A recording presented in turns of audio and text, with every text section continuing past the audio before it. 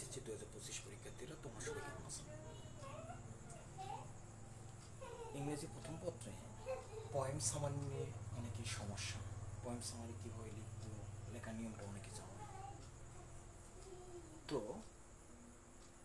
আমি আজ poem summary নিয়েই তোমাদের সাথে আলোচনা করবো। পয়েম সামারিটা কীভাবে লিখতে হবে। পয়েম সামারি লেখার শর্টকাট একটা নিয়ম আছে। পয়েম সামারি শর্টকাট লেখা নিয়ম দ্বারা তুমি পয়েম সামারিতে 10 আউট অফ 8 থেকে 9 পেতে পারো। তো পয়েম সামারিটা আমরা কীভাবে লিখবো একটু বুঝে নেওয়ার চেষ্টা করি। প্রথম সেন্টেন্স যেটা, সেন্টেন্স আকারে একটু মনে রাখার চেষ্টা করো। First sentence, this is the poem which deals with, this is the poem which deals with, যে বিষয়ে আলোচনা করেছে ওই বিষয়টার নাম। যেমন কবিতাটা যদি ড্রিম সম্পর্ক হয় তাহলে ড্রিমস, স্কুল বয় সম্পর্ক হলে স্কুল বয়, এবং যে সম্পর্ক হবে উক্ত গ্যাপে যে বিষয় আলোচনা করেছে এই উক্ত গ্যাপে তোমাকে ওই বিষয়টির নাম দিতে হবে। এখন অনেকে কবিতার নামটা ধরতে পারে না, কবিতার নাম কোনটা। যদি কবিতা থেকে সামাই লিখতে বলা হয় আর কবিতার নামটা ধরার একটা শর্ট ট্রিক্স বলি, সেটা হলো পুরো কবিতাটা, প্রশ্নের যে কবিতাটা আছে কবিতাটা পুরো কবিতাটা সেন্টেন্স বাই সেন্টেন্স পড়ে দেখবা যে কয়টি সেন্টেন্সে কবিতা লেখা হয়েছে বা পোয়েম লেখা হয়েছে ওই কয়েকটি সেন্টেন্সের ভিতরে কোন অর্থে বারবার ব্যবহার করা হয়েছে বা বারবার যে শব্দটি ব্যবহার করা হয়েছে সেটা হচ্ছে কবিতার নাম। যে শব্দটি বেশ মানে একাধিকবার দেখতে পাবা ওই কবিতার ভিতরে সেটি হবে ওই কবিতার নাম, যেটা বেশিবার রিপিট হয়েছে। আচ্ছা, আশা করি বুঝতে পারছো। কবিতার নাম ধরার ট্রিক্সটা হলো যে কবিতাটি আসবে ওই কবিতার ভিতরে দেখবা বা যে পোয়েমটি আসবে পোয়েমের ভিতরে দেখবা যে ওয়ার্ডটি সর্বাধিকবার ব্যবহার করা হয়েছে বা সর্বাধিকবার ব্যবহৃত হয়েছে সেই ওয়ার্ডটি হলো উক্ত কবিতার নাম। আচ্ছা, তাহলে এখানে this is the poem which deals with যে বিষয়ে আলোচনা করেছে, তাহলে আমরা কবিতাটা ভালো করে পড়বো, পড়ে দেখবো কোন বিষয়ে আলোচনা করেছে, কবিতার নামটা এখানে লিখবো। যেমন হতে পারে ড্রিমস, যদি হয় ড্রিমস, স্কুল বয় হলে স্কুল বয় আমরা ওখানে লিখে দেবো। This is the poem which deals with dreams কিংবা স্কুল বয়, যে কোনো একটা। আচ্ছা, দ্বিতীয় সেন্টেন্স যেটা হবে, it gives us a multidimensional conception, it gives us a multidimensional conception about, কবিতার নাম পূর্বে যে বিষয়ে আলোচনা করেছে যেভাবে কবিতার নামটা আমি ধরতে বলছিলাম কিভাবে তুমি বের করতে পারবো।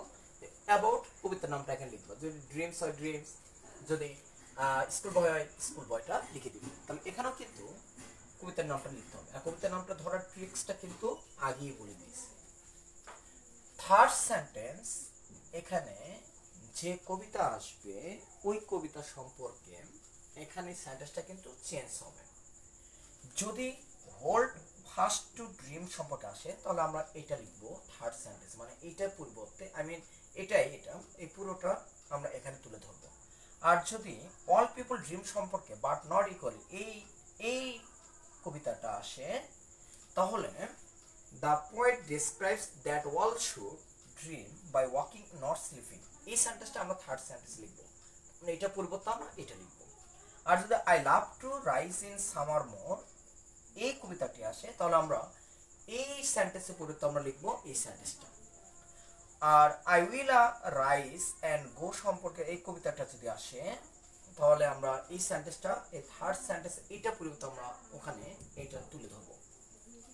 শি ওয়াকস ইন বিউটি সম্পর্কে এই কবিতাটা যদি আসে তাহলে the poet describes the beauty of a woman lying in the night, এই থার্ড সেন্টেন্স এইটা পরিবর্তে আমরা এই সেন্টেন্সটা এখানে লিখবো। তাহলে আশা করি সবাই কিন্তু বুঝতে পারছো। এই থার্ড সেন্টেন্সটা কিন্তু চেঞ্জ হবে। হোল ফার্স্ট টু ড্রিম আসলে এটা এখানে লিখবো all people dream but not equally, তাহলে এটা পরে তো আমরা এই সেন্টেন্সটুকু এখানে তুলে ধরবো। I love to rise in summer more এই কবিতাটা আসলে আমরা এটা পরিবর্তে এই সেন্টেন্সটা পরিবর্তে আমরা এই সেন্টেন্সটা এখানে লিখবো। আই উইল রাইজ অ্যান্ড গো, এই কবিতাটি আসলে আমরা এই সেন্টেন্সটা এখানে এই সেন্টেন্সের পরিবর্তে লিখবো। আর শি ওয়াকস ইন বিউটি, তাহলে এই থার্ড সেন্টেন্স এটা পরিবর্তে আমরা এই সেন্টেন্সটা এখানে তুলে ধরবো। আশা করি বুঝতে পারছি। তার দ্য পয়েট ডিসক্রাইবস অ্যাবাউট, যে বিষয় আলোচনা করেছে এইখানে যে বিষয়টা সেটা কিন্তু পূর্বেই ট্রিক্সটা শেখাই দিছি। যেমন dream, it's different aspects and its importance in our life. The poet describes about dream, its different aspects and its importance in our life. Though the poem focuses only one topic, but it has many supporting ideas.